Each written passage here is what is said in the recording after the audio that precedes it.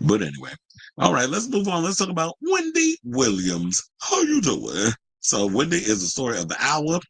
The TMZ documentary came out yesterday, and child, you want to know something? I don't know if it was Roro or somebody. I know it was one of y'all in the comments. A lot of people, whenever we talk about Wendy Williams on the show, a lot of people always say, you know what, she would not be in this situation if it wasn't for her dumbass son mishandling her money. And I usually try to give him the benefit of the doubt in the situation, although I had heard some things. And I also was hearing stuff that Lil Kev, some people believe, was sliding little cointadas off to his no good ass father. Because he been out here struggling for a little money too. And so Wendy, when I watched the documentary, I watched it earlier today because it dropped, excuse me, when I heard 4 a.m.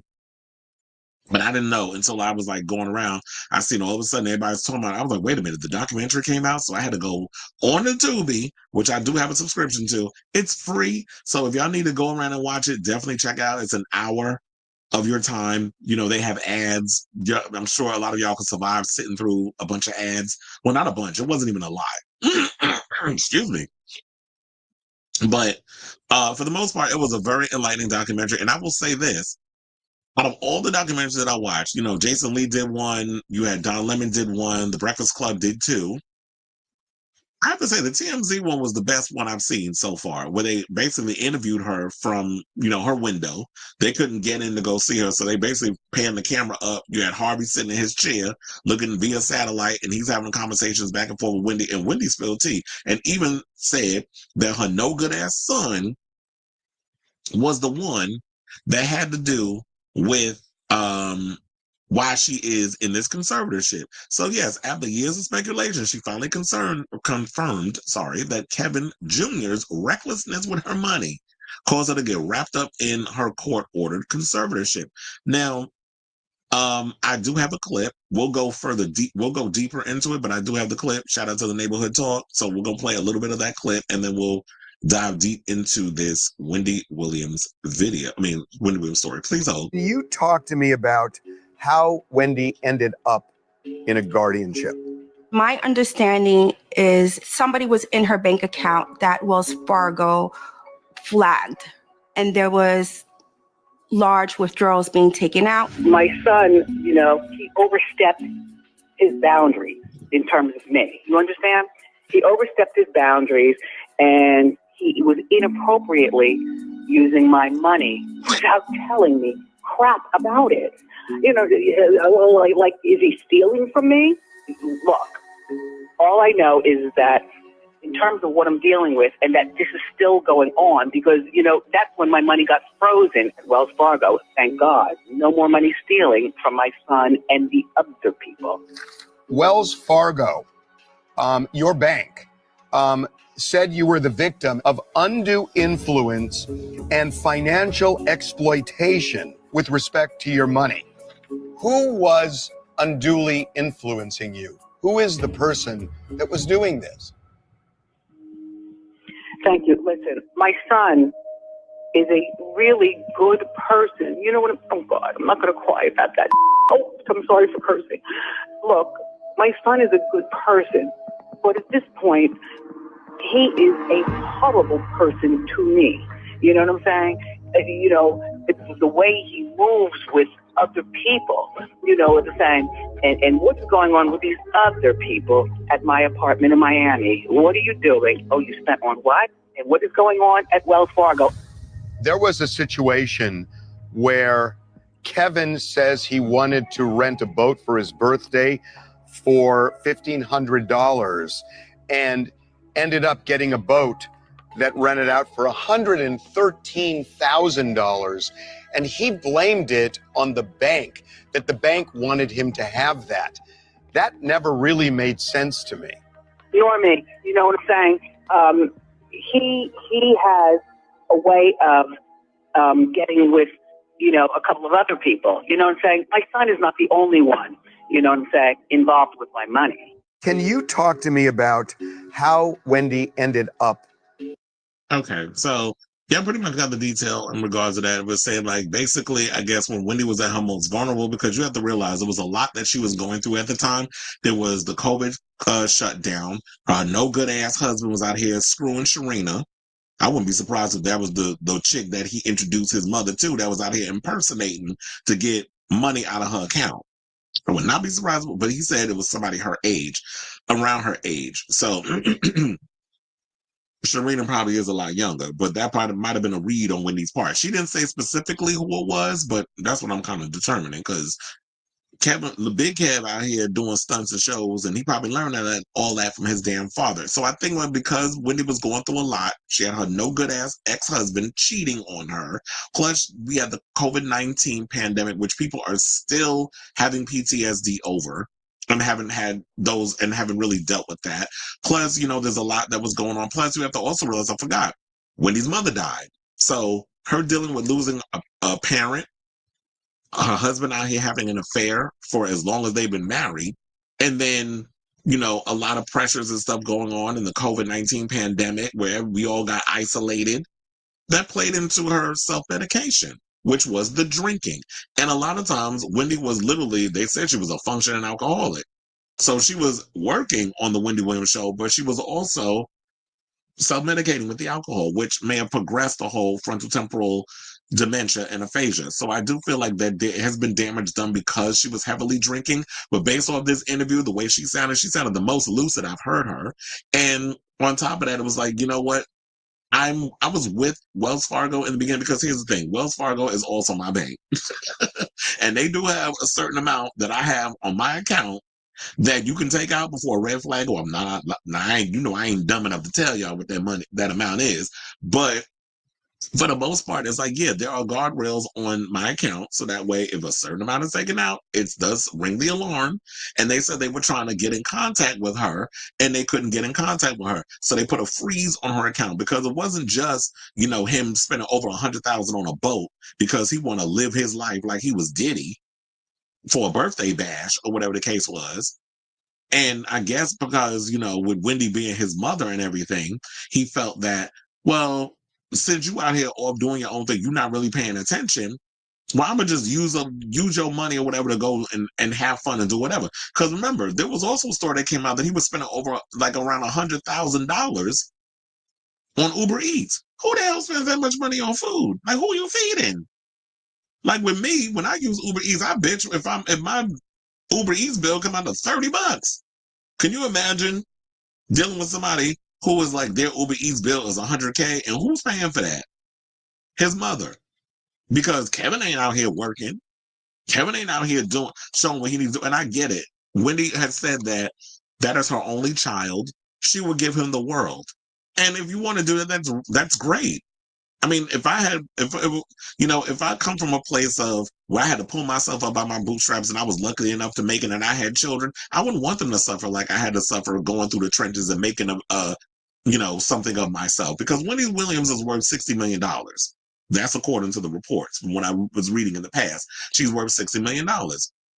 And she made a lot of that money, not only from grinding in the radio world, but also from TV. TV paid good money.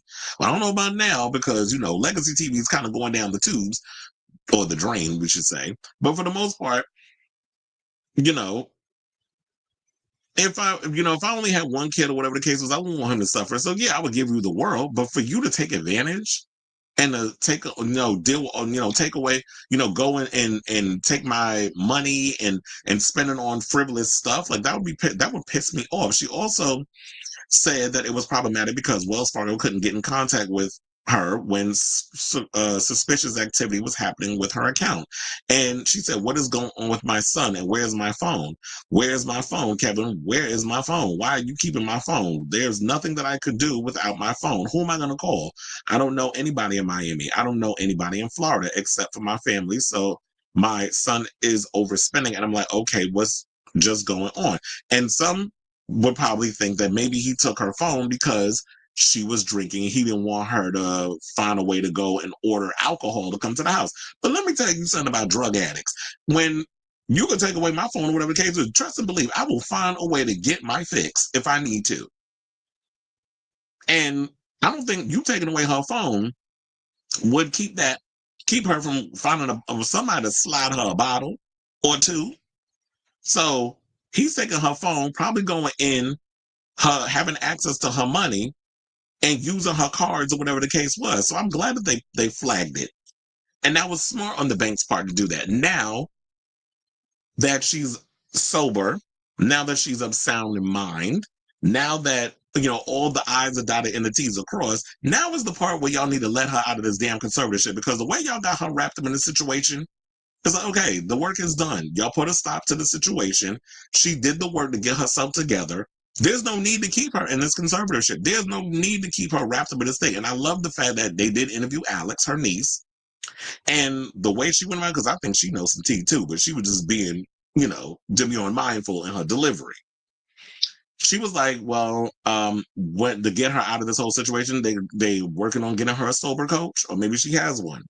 I don't know. They weren't really specific on whether or not she had one, but it was like, if they get out of when they get her out of the conservatorship, they'll be able to have a sober coach, someone who can keep her in the trenches of what she needs to be having done, and then she could do, the work in regards of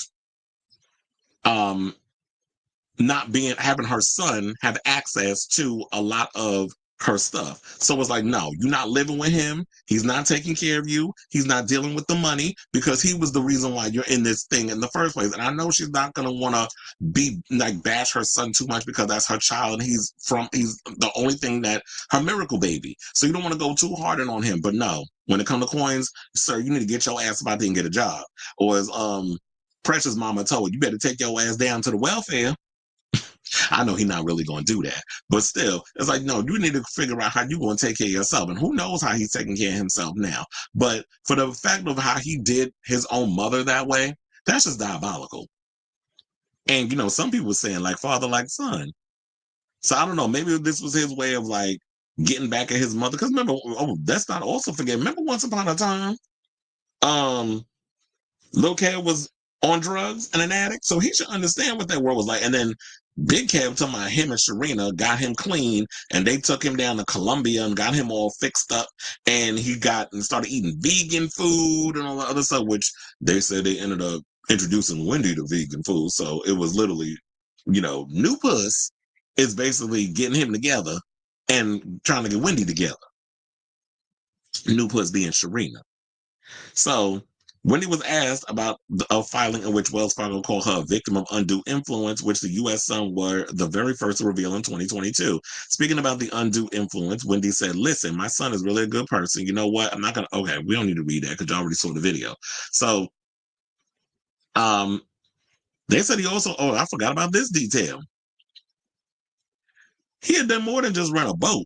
They said he also spent over $100,000 on his mother's American Express card before Wells Fargo froze her accounts. She then alleged the woman had been impersonating her in an attempt to steal even more money from her, and that it was her own son who had introduced the woman to Wendy. He has a way of getting with a couple of other people. I'm saying my son, not the only one involved with my money, and by the way, someone pretended to be me.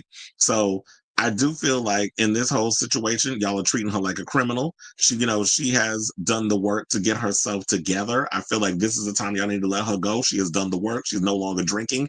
Put a sober coach in place who can keep her on the right track. Also, I really feel like since her niece seems to be the one of sound mind that genuinely cares about Wendy and don't want nothing from her because she got her own sound mind and career, that Alex should be the one who should be the one that looks after her aunt and making sure that she's got all the care and everything that she needs. Just have her check in with her aunt, see how she's doing, check in and check on them people that she's surrounded by that is going to keep her on the right track. I also feel like there should be someone in charge of her finances that is going to keep track on, this is the only amount that you're allowed to spend, and then put a cap on it. And then other people don't come in and try to, infiltrate and take advantage like your son does. Like, do I think that Wendy is all the way together mentally? I do believe there has been some damage done from the alcohol abuse, years of alcohol abuse. However, I do feel like she is in a place where she's coherent enough that she does not need to be in this crazy conservatorship where she's treated like a damn prisoner. So hashtag free Wendy is what I'm going to say. Now, before we get off this thing, I definitely want to go in and talk about some of the stuff that she said. Harvey asked her about Donald Trump.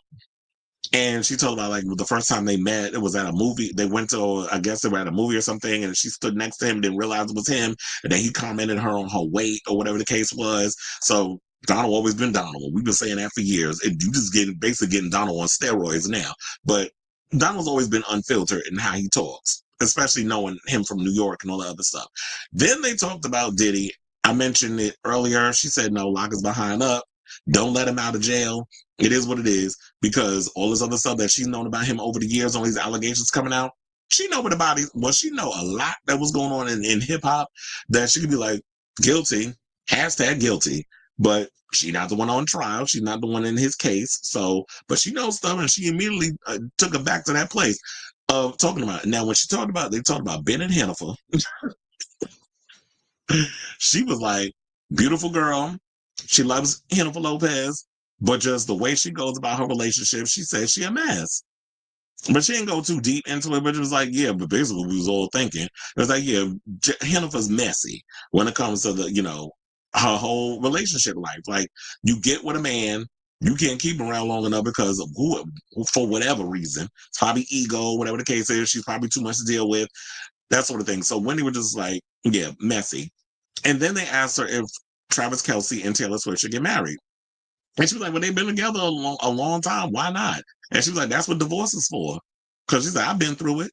So if they get a divorce, they get a divorce. But then you got to realize, like, how they going to split all that situation, because, Taylor is a billionaire and Travis is not.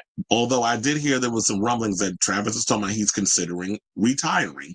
And he did say something or another that he's just kicking a bunch of cans down the road and he hasn't really settled on what he's planning on doing yet. And I feel like at his age, he's in his mid-30s. He's in pretty good shape. He's got a lot more going for him than football, unlike Patrick Mahomes, who needs to stick with the football, because who else is like really clamoring for him outside of him playing for the Chiefs? And Madison Buttfuck, who I heard just got his clothes taken. I think it was out of the locker or something or another, some mess. I didn't care enough to read the article, but I saw something in the headline. So they all are interested. Travis Kelce got a career going for him outside of football. And yeah, the cachet may have helped because of who he's attached to. So he can leave football and he'll be all right. He's got a successful podcast with his brother. He's got all these other things going on. He don't need the Chiefs. That's just an extra little check. And look, you're not injured yet, so I quit while I'm ahead, especially since your cachet is what it is. So yeah, so that's basically the whole thing that we heard about it. And then they also talked to a doctor about her situation, and she basically told about the frontotemporal dementia and aphasia, and was basically saying that, yeah, Wendy probably should get a reevaluation. Wendy also said that since she's been locked up in that prison, which has been 7 months, she has not seen a doctor. So Sabrina out here filing lawsuits and I feel like she got busted because she really wasn't like interacting with Wendy especially from when we saw the Where is Wendy Williams docuseries.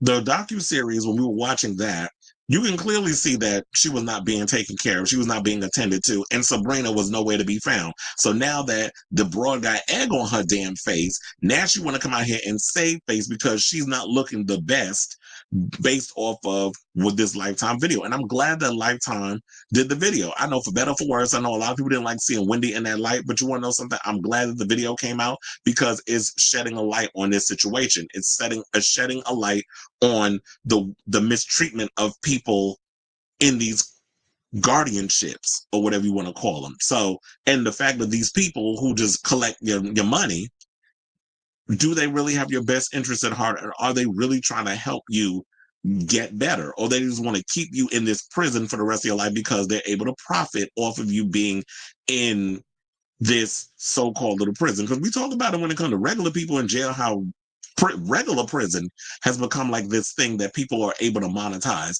And now we're looking at this where it's a technical prison, and she said it's like a ward for people who have issues with their minds or their memories. And she's in there with people who are like 80 years old, 90 years old, and Wendy is like 60. So she's probably like the youngest one they got up in there. So it's like, yeah, I do feel like they need a free Wendy. That's all I'll probably remember other stuff down the road in regards of this story, but this is off the top of my head what I could think of with this whole documentary. So if you guys get a chance, definitely check out Saving Wendy Williams over on Tubi. Yes, it's free. There's ads and stuff up in there, but definitely I would say check it out is definitely worth your time and worth a watch, because it was definitely an eye-opener in regards to some of the stuff I watched. And it was good to get that confirmation of being like, a lot of people, even me at times, but I was trying to give the benefit of the doubt, expected or suspected that Lil Kev may have been the catalyst in getting her in this damn conservatorship. So it's all your fault. We ain't gonna go and drag him over. He's being dragged enough. But him being reckless with her money is why she is where she is. Now, at this point, like I said, she's doing the work. Put some people that generally can keep track of her money. Excuse me. Make sure that she's keeping her on the straight and narrow. No drugs, no alcohol. Keeping her on the straight and narrow. All of that, and that's what she needs for the rest of her life. A sober coach, someone who's going to look after her, someone who's going to keep track of her money and make sure that she doesn't get taken advantage of, because I feel like that's what she's going to need for the rest of her life. Because I know that probably the big fear is, oh, she's upside of mine now, but what if she gets out of this and ends up going back into the same situation that she was in before, which is why we had to rescue her in the first place, which is why Alex said what she said in regards of some of the things they're going to put in place to make sure that does not happen, and make sure that Lil Kev is all living his best life and not interfering with Wendy's money like he did before, so that she don't end up back in the same situation she is currently in. So I was able to say, what do you guys think of this story? Did you see the TMZ special over on Tubi? Whatever your thoughts are, let me know in the comments down below.